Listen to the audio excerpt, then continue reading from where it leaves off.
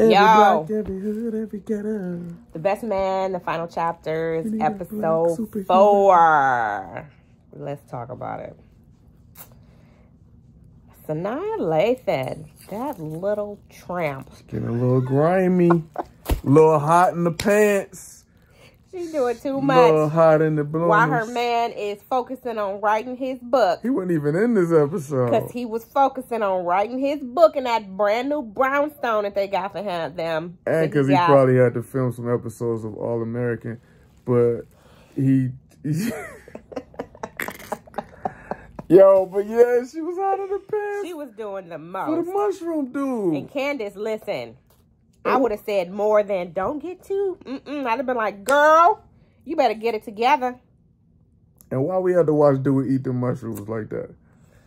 They all up in dude grill. Listen, she better get her life. I'm telling you, they're not going to last. I mean, I think that's a given. They're not going to last. Lance, it was nice to see him finally find his space. Good story. He been looking for the passion, his purpose, but now he's smack dab into his next challenge. Yeah, his son. Which, being himself. I love the fact that he was able to come to Nia, to Jordan. Yeah. Because I think that's so important, because he doesn't have his mom around, to be able to have somebody that he can trust to talk to. And I love the fact that she just has stepped into being more than a godmother to him. It's important, and that she embodies, like she recognizes what Mia would have said and been able to give that to him. Yeah. So I think that she's great at being herself, as well as embodying some of the characters of Mia, but not overstepping. I think she does a really good job of staying in her lane, but also letting him know what his mom would have also thought about it. I think that's really good and important, because Lance may take it hard, but I agree that he's still going to love him. I mean, that he is supposed to be 2.0, but he's not. And he's going to have to come to terms with that. No different than him having to come to terms with him not being able to play football. It's not really his job, right? You could do it, but you shouldn't. Yeah. Mr. 48-year-old on the football field, right? So he going to have to show He was lucky grace. He just took the rib shot. It could have got way worse than that. He could have broken some bones. He could have been all the way out. I thought he was going to get the concuss. But listen, I thought one thing interesting about Jordan, just looking at the way that she played out in this episode, like, she is, even though she's still like looking for love, and she got another dude chasing her, want to see the sunrise and sunset, which has been the routine in her in this series, is the guy chases her with the past, keep him in the past. Yeah, but I thought it's interesting that while she can't really get settled in that area, she's still the outlet and the loving friend for so many other people. She's a nurturer for so many other people, even for Lance and for Lance's son and for Harper. It's like she's there for everybody. Yes. I thought that was dope. Because that used to be Mia. Yeah. That used to be Mia, and she was probably second in that, and now she's kind of stepped in, and she kind of keeps everybody grounded. That's a very good point, honey. I think that's good.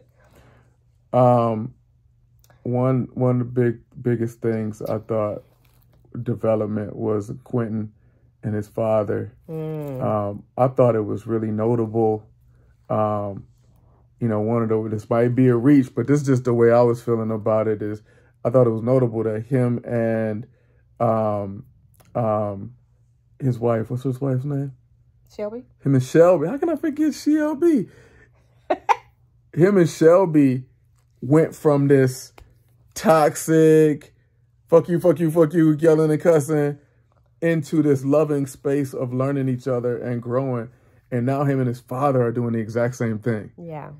Because, like, all you saw from him and his father was this yelling and cussing, and I'm not going to respect you. And now it's like, what do we look like in the next phase? Now that we need each other in a different way. And how can you develop your relationship with your granddaughter, which you probably really have never done? Yeah. And she gets to really kind of see this softer side of you, which is really, hopefully, inevitably going to allow him to soften up to Quentin as well. Because he's super soft with Shelby. Yeah. She got him wrapped. And Shelby 2.0. And Shelby 2.0. Yeah. I also thought that this episode was interesting. And I think that they really did a good job of pointing out with Munch Mm. about the white privilege. Yeah. I You thought it was walked that journey. unfortunate that he had to experience that with his daughters. And I love the fact that the professor, somebody, Mr. Temple, Dr. Temple, whatever his name was, I love the fact that they had that very brief interaction that didn't seem like it was going to go the way it was going to go. But he said some really good points. He made some valid comments. And, you know, when you see him again faced with the woman again and him outplaying all of those different scenarios, they all ended the same. Your approach is different, but they're all going to end the same in that white privilege is real. And no matter what it is, how she offended you, how you felt about it. You can't win. You can't win. It always ends. Each scenario ended with him being the bad guy. And, you know, it's unfortunate because that's how it is. That's how it is. No win. You know, it is a very Sometimes unfortunate. you got to just absorb the hit and go. Keep it moving and find a different outlet. So it'll be interesting to see what that outlet is. You going to be an MMA fighter? Oh, no. No. You don't think Munch got it in him? No, not at all. But boxing, I think that'll be a good outlet for him. Yeah. I'll also think this episode had something I hadn't seen before.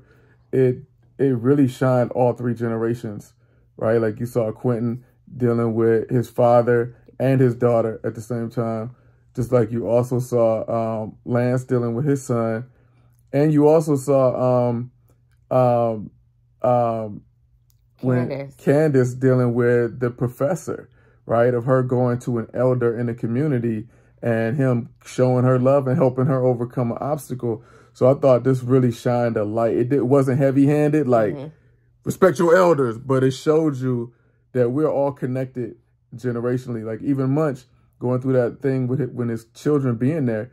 And I thought that hit on a real important point that I learned myself in life too, is that our children a lot of times are more resilient than we are. Yes. And sometimes we be thinking, oh man, what happened to them and how are they feeling? And they be like, what? What you talking about? I've already moved on. You know what I'm saying? What are we talking about? It's like we be the ones caught up in it and they move on with life, man. They so resilient, man. They be looking at you like, what's wrong? Like, why are we still talking about this? Yeah. So, good episode. I thought it was a good episode. I thought it was a needed episode. Now, I love the fact that again, Nia Long was there for Lance 2.0.